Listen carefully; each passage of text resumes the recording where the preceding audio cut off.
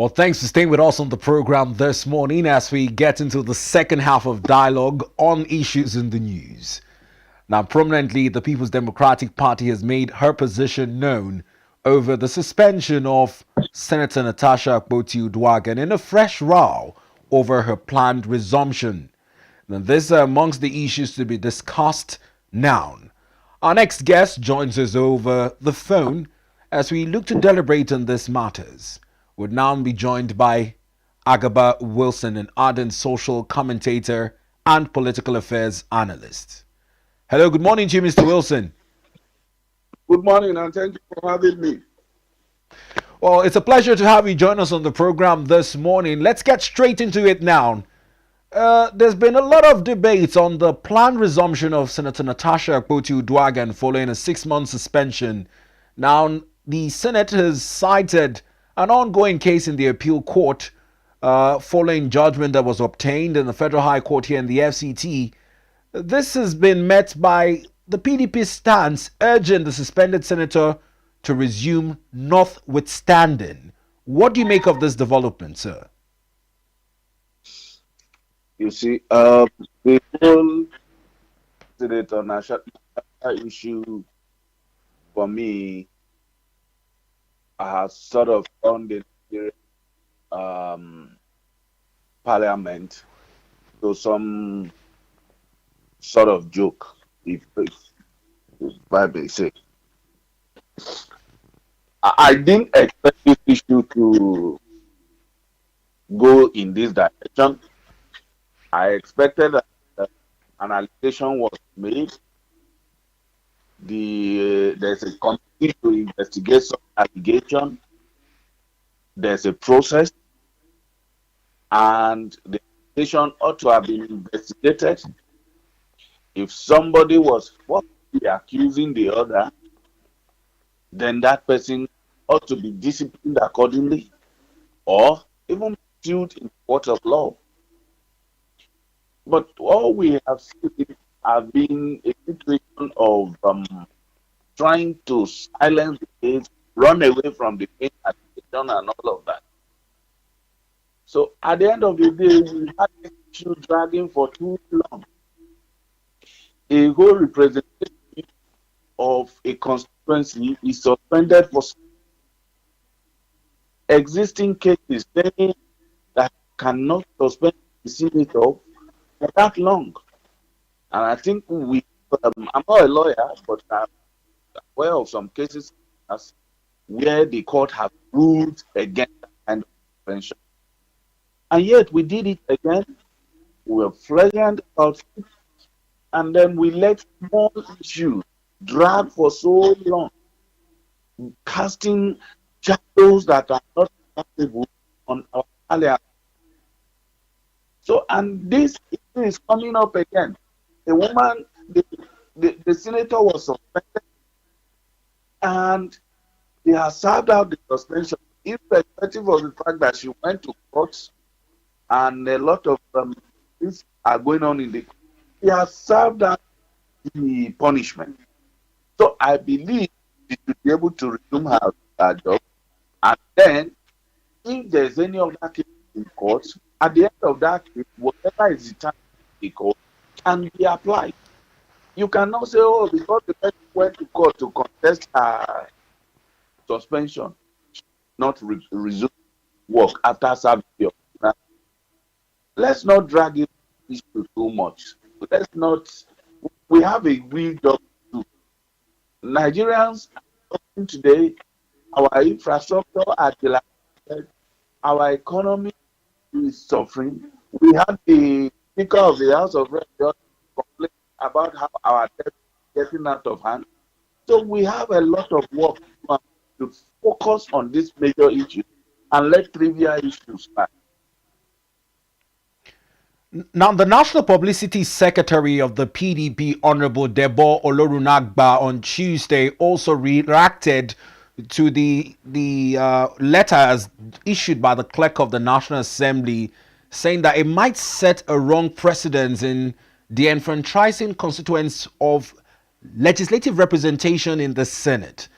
Now, although it's now been viewed across party lines, PDP and APC-led Senate, how do you hope that the future would be shaped pending on the outcome of this issue? First of all, I don't even did enough for the scene when all this started because the PDP never really did it. It was just her and all of that. So I don't know where it stands. One would say that because they has people all of that. But again, I agree with the whoever wrote that they are setting a precedent. The truth is, one of my cousins used to tell us when we were in college, he said it's not only one person's mother that used to cook food in the morning. You know, in the village, you don't make breakfast. You wake up and go to work. So anybody that is from 9 to 10, you and hunger would do it for them. So anybody that at that time is a precious meal. He will tell us that it's not only one person's mother. But next time another, now you have the power and you abuse processes, you ignore processes, you ignore constitution because you can. Don't think you are going to be there. Tomorrow you might be on the other side. The reason the constitution is there, the reason laws are there, the reason guidelines are there, is so that irrespective of what side of the table you are treated fairly and justly. So if you are there and do it successfully, somebody is somewhere learning very well, and tomorrow he's going to do worse and will cite your action the precedent. And that time you won't be able to, it might not be you, but it can be someone you like. It can be someone who represents your interest. It can be someone who is even going to do something that will affect you positively. But because a person has learned what you have done or what you have done, is going to cite you and do what? And so we continue driving the country down this rabbit from one place to a worse. So it's for me, when we act, we must think of posterity. We must think of what side of the table will be tomorrow. We must go beyond our personal feelings to what precedent we are trying to set, what legacy, what are we trying to make the future look like. So I agree with the good observation. I hope that our leaders can look at this, think their action, let's focus on the real job that needs to be done. Now, Mr. Wilson Agaba, let's walk through some of the highlights that we know up until now. The last time, suspended Senator Natasha Akpoti-Uduaghan made an attempt to gain entrance into the National Assembly complex. It was somewhat dramatic. Now, Yeah. on 4th of September, she wrote a letter notifying the Senate of her intent to resume. The Senate is currently on a 2-month recess there to reconvene on the 23rd of September. And in the reply given back to Senator Natasha by the acting clerk of the National Assembly, Dr. Yahaya Zaria, he has now spelled out that although her suspension technically has expired following the expiration of the 6 months, it is now, however, tied to a pending Court of Appeal case. What are your projections as to what we would see come the resumption of the Senate on the 23rd of September in line with these developments? Well, I think what the letter from the class implies is that there's a tendency that the Senate would want to use technicality to prolong her suspension, which for me is not good. And I can see also that Senator Natasha will also try to approach this from a political perspective. from a legal perspective, you go to court, try to get the judge to rule and all. But from a political perspective, you make it an emotional. Get your followers, you know, get the government in the backfight and all of that. And what you get is treasure on the leadership. And somebody from somewhere will say, you know what, let's shut it down. So, in any case, if this is what the military would call a guerrilla party or guerrilla war, there are no rules. And so, depending on how the people around Senator Natasha will advise her, I think she may also bring her own antics. It will get to a point where it will be clear that some people or the certain blocks in the Senate doesn't want her back. And she's going to tell herself, what do I have to lose anyway? So if I'm going down, I might as well take as many as I can. And this will go a long way to affecting the APC as a party, because that will be the time. She can actually point the gun at APC as a party, that the president is involved.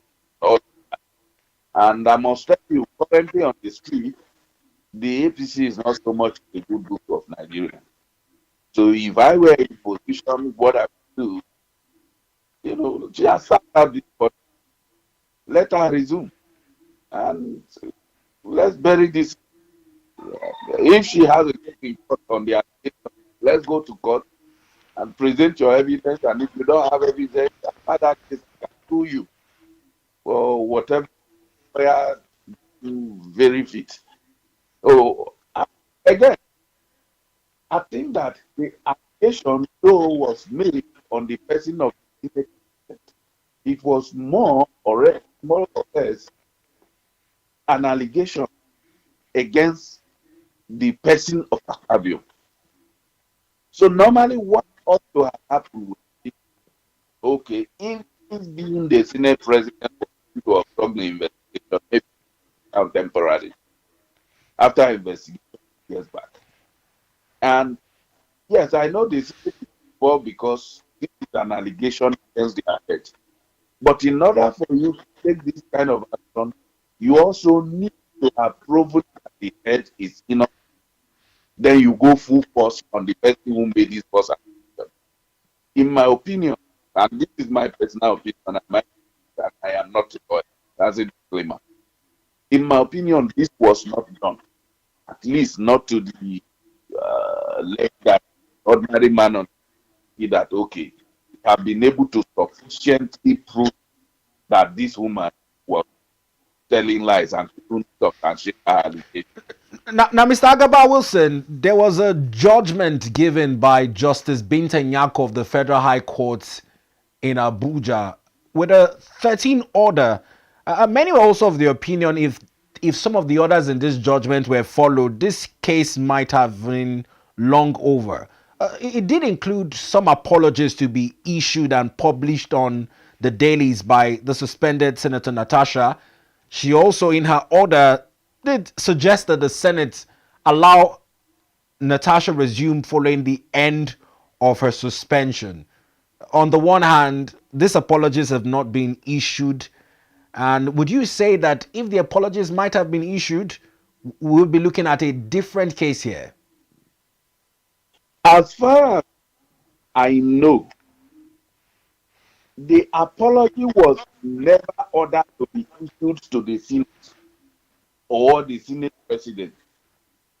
The apology was ordered to be issued to the court because that case was a case of, I think it was then contempt to the court because Natasha went and made the post that apology centered on social media. And according to the judge, it was a case in court and she was supposed to make public comment on it. So it was for that case, in my understanding, that Natasha was ordered to publish apology. That apology was to the court. not to the Senate. So it shouldn't have had anything to do with the decision of the Senate, in my opinion. So, and So Natasha technically, went she's also ahead. flouted the court order for not tendering the apology on two national dailies and on her Facebook page within 7 days of the order as issued. Yes, but within before the 7 days, she also went ahead to appeal that particular issue to say no, it was not a complaint. The case in court was a different thing. My post was different. So that's a different. And she didn't issue the apology because she didn't feel she had to, and she has taken a legal step. This is not me defending her. I'm just trying to be as objective as I can because I followed the case. I tried to see where she has her or where the data. In fact, from the whole issue that happened in the Senate, I faulted her coming out to speak like that. She's a politician. Even if this thing was happening, she could have found how, you know, handle it in a more mature way, get some maybe respected people to talk to the Senate president as if this actually happened. And if it didn't happen, it shouldn't have come out in that kind of way. So I've been very objective about it. For me, that case, as what we read in the paper, and we listened to her counsel, we listened to her, we listened to all the other counsel, that particular do with the Senate, and he appealed it. So there are two issues there. Even if she did not appeal it, and she did not go to issue that apology, it has nothing to do with the Senate. It has something to do with the judiciary. Let the judiciary do with that. Senate ought to have gone and do what they want to do to resolve their issue. So it can't mix those together. And if the Senate say, okay, we recall you, oh yeah, resume. And the court now, we have asked you to do apology, you have refused to do it. There's a punishment for that, and the court can order for that, and the court can order the police to take her in. So that's a different. These are two different things. Okay, so now she has more of a case to answer with the judiciary, not the Senate in that regard. Exactly. All right. Let's move on to other items on the program this morning. It's quite sad that we had lessons to learn in 2024 from the flood situation. But many have talked about our level of preparedness in mitigating the impacts of the 2025 flood. The most recent casualties are in Zaria, where heavy downpour, according to reports, have swept away two sisters, a mother, and her child, as victims are coming out this morning to recount their losses. Just a couple of months ago, it was the sad incident in Mokwa in Niger State. Mr. Agaba, how do we get more proactive in handling these issues of flood in Nigeria? You see, what is happening in the issue of flood is the same as what happens in every other aspect of our. We like to, I think on social media for cruise, we like to cruise about issues irrespective of how serious and evasive it is. It is not just 2024.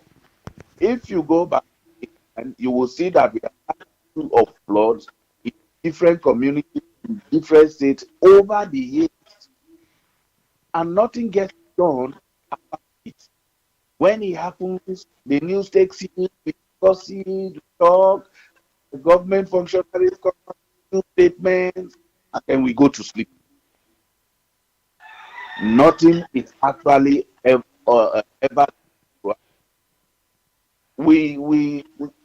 We had talk about funds, ever that are available for all this kind of the role of the government, the role of certain agencies, what they can do. If you go online and you hear a lot of such documents on what needs to be done, what stops it from being implemented, we don't know. Another thing also, I always refer to media as the fourth. If the media shines light on anything consistently, it always gets the attention of the people in the positions. But of course, we in the media also will like to back in what is trending. We don't actually check the cause of the discussion. We follow the discussion. It is the easier one to do. Instead of actually pointing the thought in what direction we need to point, we like to shine the light on what people are already looking at. I know myself. I say we have to have a crowd. We have to be able to pull the crowd with it. But I'm bringing the blame back home to us also. When this happened in 2025, I mean 2024, and promises were made, funds were allocated supposedly, and people took responsibility and all of that, papers were passed, did we shine light on it? So we should bring this blame back home. I am part of this because I am also somebody who is always in TV, radio, and we're also talking. I'm friends with presenters, producers, and all of us bring ourselves to this table and ask ourselves, what could we have done to have prevented what happened in 2025? And what can we do to ensure that people in position do what they are supposed to do in order for this not to happen again? So, as much as I blame the people in government, I want us also in the media to take responsibility. If they are going to make noise about this issue or something happened. Now, Mr. Gaba, there's also the level of conversations around uh, ecological funds Oh, and yes. the issues with the need to build counter dams. How do we hold government accountable in this regard? Well, number one, it starts with us, the media. Thank God from the Goodluck Jonathan administration, we have something called the Freedom of Information Act. And through that, we can actually demand information on issues that are of public interest. And as much as the individual Nigerians may want to try, they may not have the influence that we have in the organized media. If we lead the conversation, Nigerians will follow. So we can go to these offices using our official capacity to ask for information. The ecological fund, how is it being spent? Is the fund actually made available? Is it disbursed? What were the terms of references for the disbursements and usage? Let's get that out. The other aspect also is the orientation of the people. If you go to some of these places that these things happen, there are public drainages that are not properly maintained. Government may have put these things there, but the people also did not maintain. Yes, it is the job of the government to maintain, but what if the government is not doing? Can we help ourselves? I live in a place where you see people throwing their dirt in the drainage system. At the end of the day, it blocks the drainage.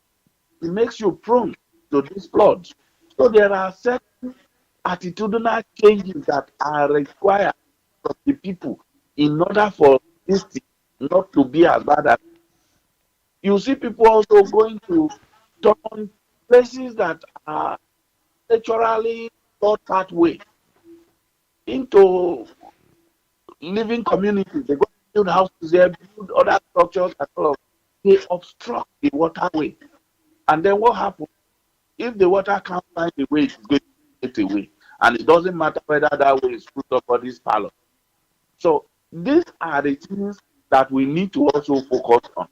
Another aspect of orientation we need to develop an enlightenment of the people of the community on the procedure, the steps, and the content that they can follow in order to report environmental issues in their community and follow up for it to be taken care of.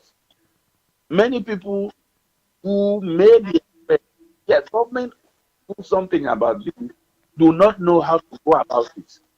This is something I believe that the civil society organization, NGOs, and most of us should also invest. We should figure out what are the process. Who do we contact in case of fire, in case of flood, in case of this, in case of this outbreak? We need to have this access to the community in the local area so that we have people there to be able to report this, because sometimes the relevant agencies are not even aware of what, and if they are not aware and they respond, they are not God, they are all human. Yes, we know that there is the ineffectiveness in our public system, but then if we kind of, then we'll be able to figure out who to put pressure on in order for things to get done. And you'll be surprised how some things get done easily at some point.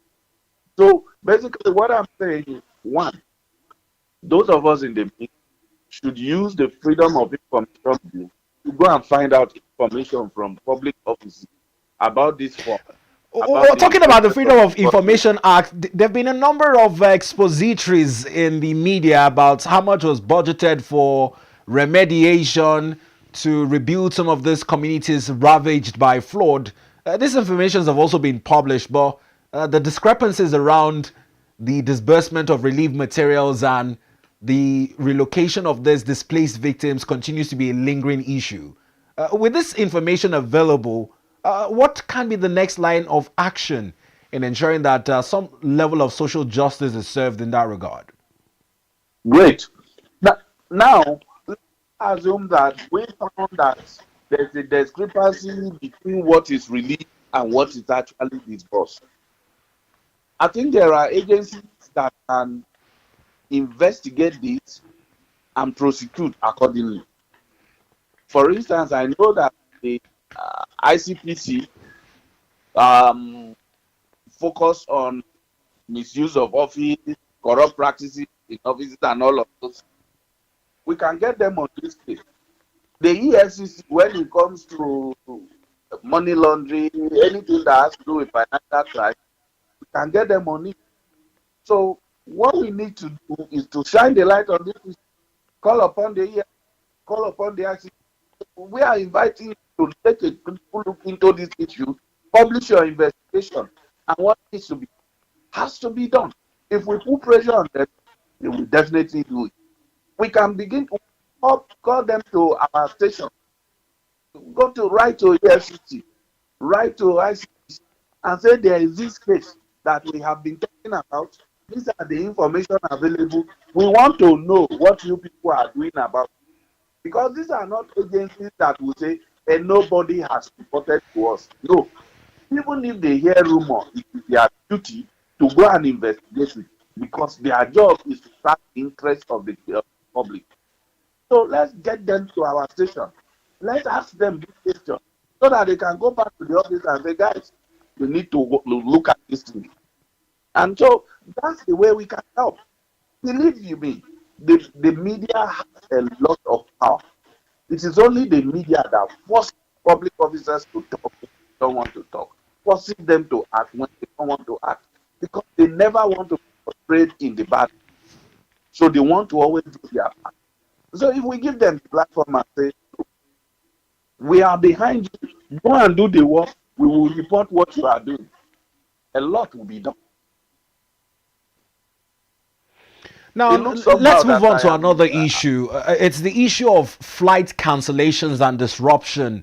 The Nigeria Civil Aviation Authority (NCAA) has summoned 13 domestic airlines over customer complaints. There seems to be a growing attention in the airspace in Nigeria following incidences of unruly passenger behavior, but in holding airlines accountable in terms of flight schedules. The NCAA seems to be very proactive in recent times. What's your level of satisfaction in their proactivity, or should I say, reaction to these complaints from customers? for me, I'm really happy. I was listening to a report yesterday about how they have summoned the airlines, the probes, and very. And I was so happy for the proud of the country. I said, I wish this can be put in the way of the future. Nigeria would be better for all of us. I know that it's not the right before, but I am airplane, so I am quite in so many of those. Something I would do when it comes to art. So, but one of the things we need to translation of life is one, the economic. So maybe a plane that is supposed to seat 100 people, only 20 people have booked it. And by the time you do your cost, and that the 20 people will not even meet what it will take you for the plane to get off the ground and go to the next destination. Some airlines look for a reason, which is not fair, because when you price the seat, you do not tell the customer, if I don't get X, Y, Z, I'm not. So to use trick to frustrate the customer themselves is not good in my opinion. Then another thing that leads to cancellation is technical issue, weather issue. But if the technical issues, which could be maybe one part of the plane is not functioning well and you don't want to risk it at all, that is also on the. You are supposed to have a kind of plane. It is your job to provide that. If you say you're going to do business, then as for weather, when weather everybody would know that come from the NCA anyway. And you get advice from weather agency, and then they give you advice to the airlines and the pilot. So I like the fact that it's going on, and I hope that it continues. I don't want it to come to a point where it will begin to frustrate the business of the airline, but let it be an inquiry that set them free. And where they truly need help, the NCAA should also make provision for such help in order to help the business, because of course they are helping convey us from one station to the other. They are also employing people. They are also paying. So we need more of, but we need them to satisfy the customer. All right, very well said. We'll now leave the local scenes and go to international story. One big international news making the rounds this morning is following yesterday's deadly attack by Israel on the Hamas leader in Doha. World leaders, envoys are condemning the attack, saying it violates international law. What do you make about this growing tension in the Middle East and the latest attack by Israel? Well, the Israel Hamas situation has been long coming, and then the most recent issue has taken a different dimension. And to some extent, the reaction of the world leaders towards this is quite surprising. I haven't seen resolute, definitive stances on this issue. They just speak without action. And Israel seems to be on the loose, doing whatever they want, and it looks like nobody is able to caution them. Even the Almighty US seems to be chicken before Israel. I agree that the Israel have an issue to grind with the Hamas, but I think that brought into other people's sovereignty, caution needs to be deployed. Israel need not to fire straight into another country. They could have some diplomatic negotiation with that country. So no matter what, I don't support the idea of firing missile into another person. That is akin to calling for war. And we can't have it setting ablaze the entire Middle East. If you want to fight, Do all you can. If you even want to send the spies into the country to find the person and extradite the person, it illegally or whatever, but don't fire his eye on another country. And I think it is time for the world leaders to come together and call Israel to order. Whatever campaign they have against it, it must be done in such a way that human rights is not downplayed. It must be done in such a way that we don't set bad precedents for future. Because Israel is doing it today. Tomorrow it can be another country. And if it is in Doha today, we don't know when somebody slips into Nigeria and the next thing Israel is firing at Nigeria. So we need That's a to get fear. Israel That's a back. very valid fear, Mr. Agaba, because this strike happened at a time when a key mediator in looking to broker a ceasefire truce between Israel and Hamas was ongoing. And to now note that the strike happened in a different country, in Qatar, the Qatarian capital, Doha, where the homes of these Hamas officials were specifically targeted. I had earlier asked the questions of violations of international law. Uh, which world powers in this regard now can actually hold Israel accountable? Would we be seeing them charged to the court in Prague? Or what are the steps taken to deter this international strikes across lines not in conflict?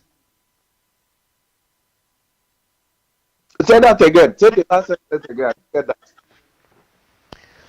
The strikes in countries not actively engaged in war with Israel, like the instance in Qatar now, where the homes of Hamas senior officials were targeted at a crucial point when negotiation for ceasefires had just begun. Well, I don't know if Israel actually wants, and I'm beginning to doubt exactly what the goal of Israel in the current campaign. I don't know if the idea is to send terror into the homes of every country that might want to support the Hamas, or being necessarily high, being that, oh, well, the UN has been like a toothless bulldog in the UN security, especially.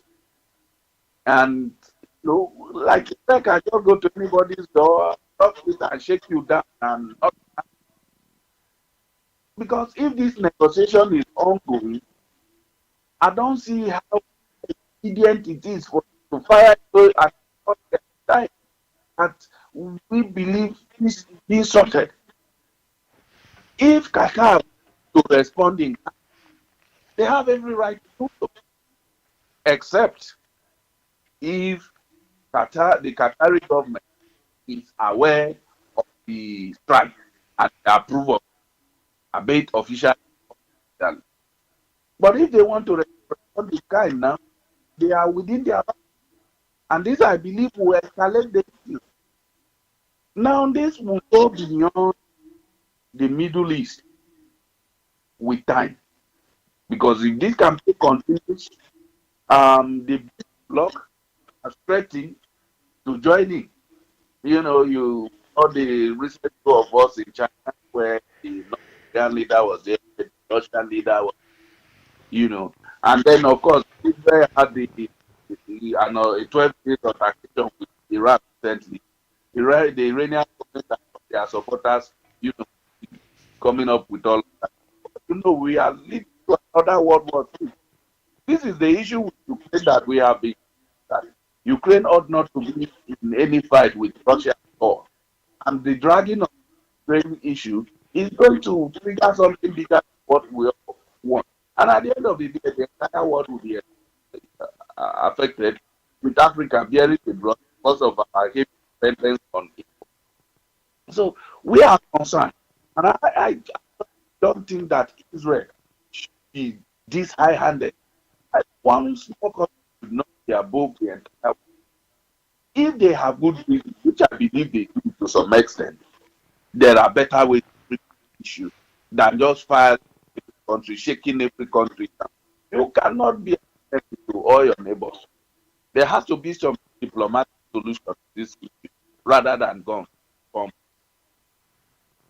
Well, quite rightly, the call is for a de escalation of the crisis.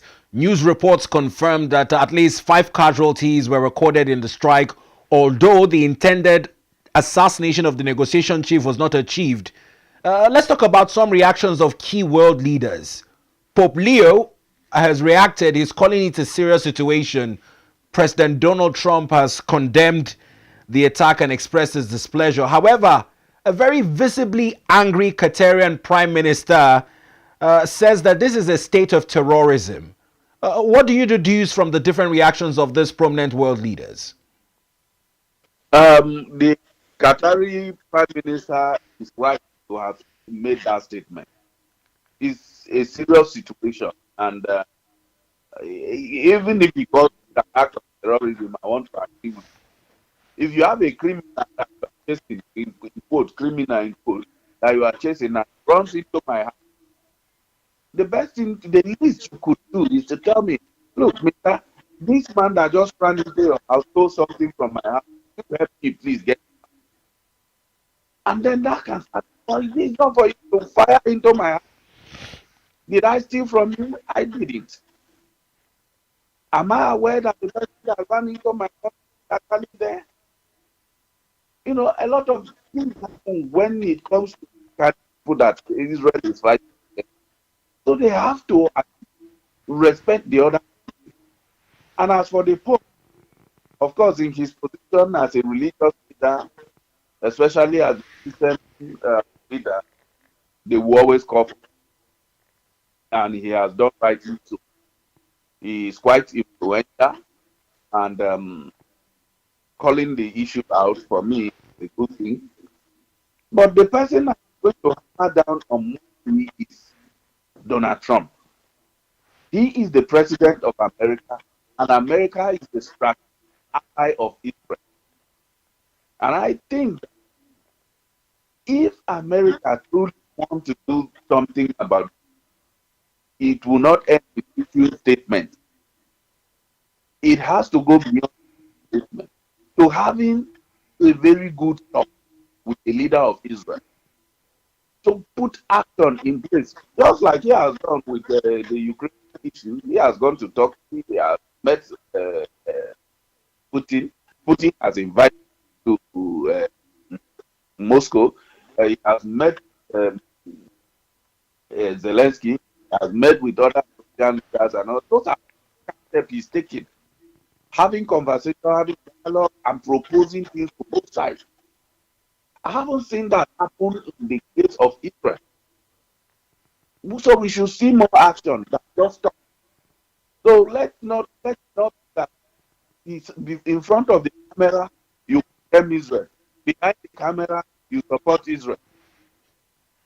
No, I agree with you on this we need to position stop the of the killing. role the United States needs to play, because yesterday Fox News put out a statement following an interview with Israel's ambassador to the US, Lita, who said that Israel will continue to target its Hamas's enemies, and even if they had missed the target initially, they would not relent until they hit their intended targets.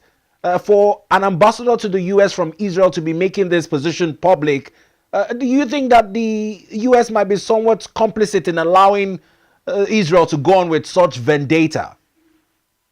I think I have alluded to that already when I said that the president of America should not just come in front of the camera and condemn this, but also not of blame to Israel and Israeli government are giving them their own fair. We must also talk about the neighbors. If Hamas is a terrorist organization, as Israel said, does it not behove on the neighbors to also cooperate with Israel to root them out? Because if they are allowed to grow and attack Israel today, who says they are not going to turn around to the neighboring countries and say we want our own portion? So this type of cooperation should happen. And if they don't consider the Hamas as terrorists, just like Israel considered them, there should also be some form of cooperation to say, look, we are going to make sure we don't harm you. you also don't come to a country to harm them. Because Israel is doing this because they feel that as long as the Hamas exist, they are going to continue to target Israel. So the history is long, but you will see both sides are advancing their things and all that. So we also need cooperation from neighboring countries. What can we offer in order for this to stop? I'm not saying they should go and cow before Israel, but diplomatic dialogue. If you have Hamas in your country, you don't consider them.